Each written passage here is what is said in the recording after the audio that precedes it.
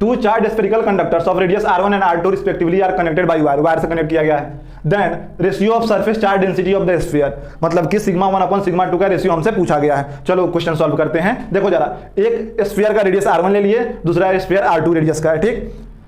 दोनों को conducting wire से जोड़ दिया गया है। तो ये अगर कंडक्टर है तो दोनों कैपेसिटर के जैसे बिहेव होगा, है ना। तो कैपेसिटेंस कितना हो जाएगा, एक का capacitance 4 pi epsilon not r1, दूसरे का 4 पाई एप्सिलॉन नॉट r2, क्योंकि स्फेरिकल कैपेसिटर का कैपेसिटेंस इतना ही होता है।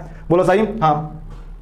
उसके बाद दोनों को कंडक्टिंग वायर से जोड़ोगे तो दोनों का पोटेंशियल कैसा हो जाएगा, सेम हो जाएगा। तो same potential V1 equal to V2, और पोटेंशियल को कैसे लिखते हैं, Q1 upon C1 equal to Q2 upon C2 लिखते हैं।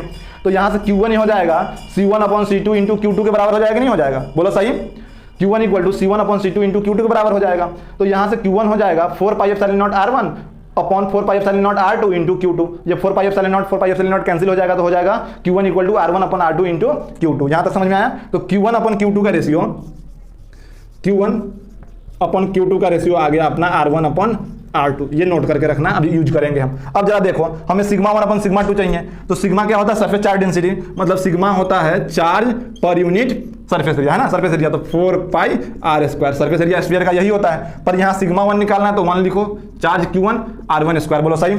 तो यहाँ से Q1 इक्वल टू कितना निकलेगा, 4 पाई R1 square sigma 1। Similarly Q2 कितना निकलेगा, 4 पाई R2 स्क्वायर सिग्मा 2। दोनों को डिवाइड करो तो Q1 अपॉन Q2 यहाँ से देगा हमको, 4 पाई से 4 पाई कैंसिल हो जाएगा। तो यहाँ पे आएगा R1 square sigma 1 upon R2 square sigma 2, बोलो सही।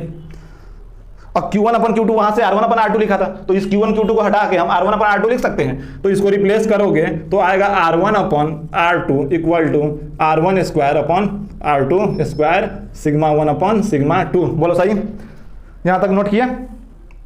अब R1 से R1 कैंसिल होगा, एक R2 से R2 कैंसिल होगा, तो R2 upon R1 equal to हो जाएगा सिग्मा 1 अपॉन सिग्मा 2।